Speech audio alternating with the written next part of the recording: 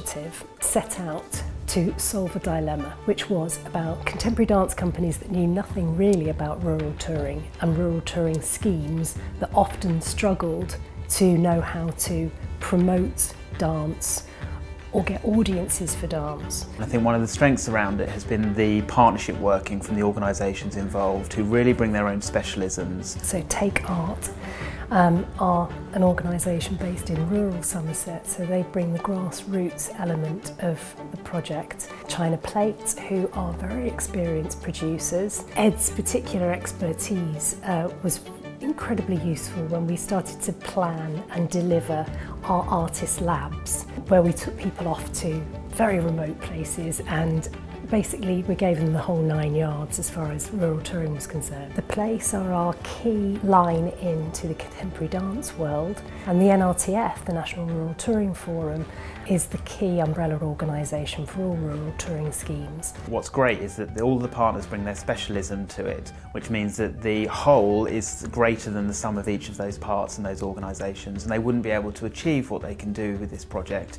by just working on their own.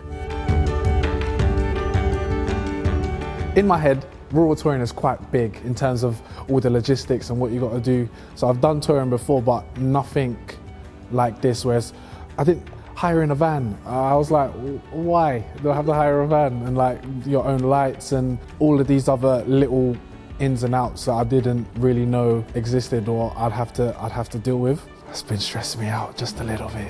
Ultimately, what the labs taught me is actually we are taking our work to their space. They are inviting us into their space to see the work. It's a real privilege to take the work to the people, as cliched as it seems, but to take work to people, there's a whole process, there's a whole mindset, there's a whole thinking about how we do that. This is the first village hall that we've come to for the lab, and we're pleasantly surprised.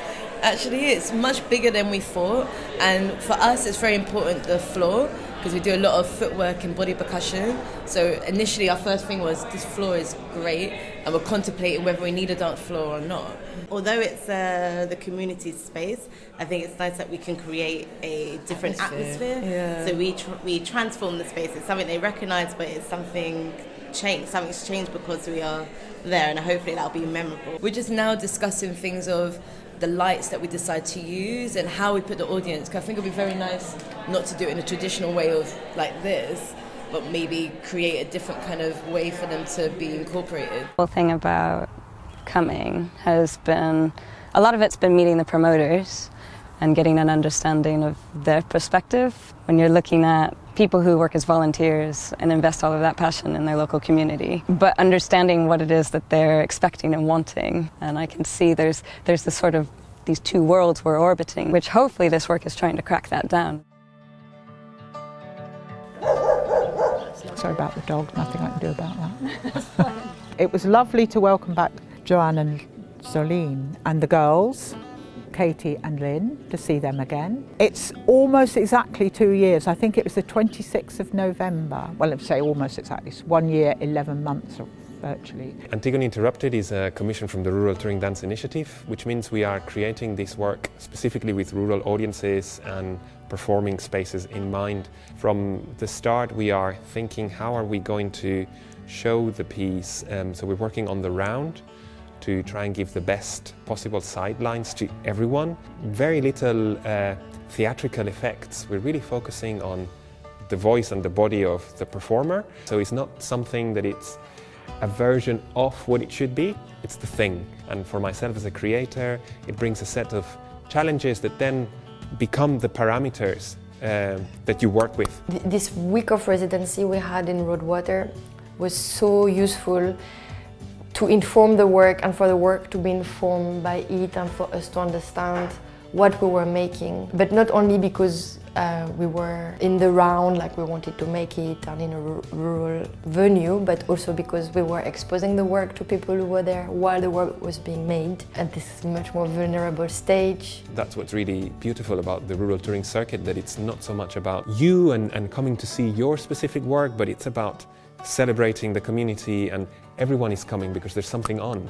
And so you're really speaking to a much broader audience, and you want to find ways to engage with them. So that joint of the Rural Touring Dance Initiative has been really useful, and now I think we understand we're better equipped to keep those conversations going because we know what information is needed. Something really special that has come up is how we are being able to meet each other as artists and as a community, and I feel like I'm not being asked to dilute what I do as an artist. There's a real generosity that feels really supportive, and then you can feel how bridges really start to and conversations start to emerge, and I feel really inspired by that generosity. There is a show that happened in a village hall, you know, but that's not really what it's all about. It's about the connection you build, and I feel so privileged to have been able to build them over time.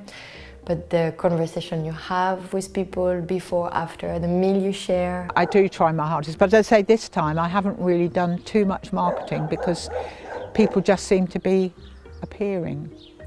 And there are some of the regulars, which is nice, because they've missed all the shows and things that we've had, and they're just raring to come back to something.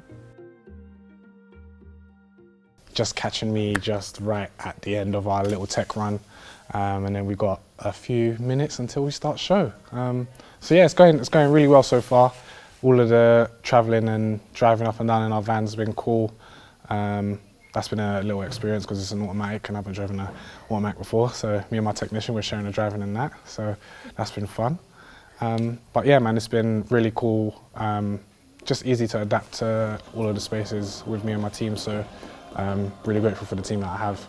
Well, the impact is huge because we are always wanting to embrace artists and engage artists with young people, because especially in rural areas they don't get very much of a exposure. So we always try to run workshops or to do residencies, or recently we've done a commissioned piece with the Rural Touring Dance Initiative, and so young people have been involved in an actual project working alongside professional artists, and then they come to see the performance, which is just fantastic, and then they get to realise what's out there and how they can work with dance in the same way, hopefully, later on in life. So it's huge. We're in North Devon. It's sometimes hard to bring this sort of thing that's happening maybe around the world and in other areas to this part of the world. So it's great for the community, but wonderful for our students. So I counted at least 20 in here tonight. What an experience for them, and I believe there's been workshops supporting them as well. So what a great thing. I really enjoyed it. It was a really new experience. I just never saw crump before. I never heard of it even. So I really enjoyed it. It's very different to what we're used to dancing, because we both dance, and so and you kind of wanted to make me go do it and try it out. The music made it. It was just so like, oh, I could watch more. I've never had one of these on before. It's going really well, and it's basically just getting us to try a different type of dance, and we've been learning a routine. It feels good because someone from a long way away has come to want to dance with you and make you feel like you can do as much more, and he's really inspiring. Yeah, I'm always interested in working with younger people and just teaching them the ropes, especially with Crump. That's my little baby. No matter where they are, whether that's rural or like inner cities, they can sometimes get into their comfort zone, and just telling them it's always about just like diving in head first. I'm really glad that we've had the opportunity to sort of show them a variety of different arts. We used to go for theatre and music mainly. Dance is something that was not so popular, I think, in the past, and we were a bit nervous about accepting a dance company. But we were totally taken aback by the audience. The audience was absolutely marvellous. We sold out for our first dance performance, which was so encouraging. I'm just a volunteer in this community library, and we're just trying to keep the library going. It's a small library, we only can have a small audience in here, so we rely on people like the Rural Arts Dance Initiative and Rural Arts from Thirst to help us. So they said, look, we'll fund you, Nick, let's put a show on here. And you can saw the response of the audience during COVID, but it was just so joyful and just to see the dance. I've got some tea bags somewhere. I hope you're getting all this. Today we are at the Barlow in Edgeworth, and it's lovely. It's a big old building with a really old hall. It was all like, we've got all this kit, we're going to a new venue, we're going to do something. We didn't know if all the kit would work. You know, all of these like crazy questions. And then we did it. We did it.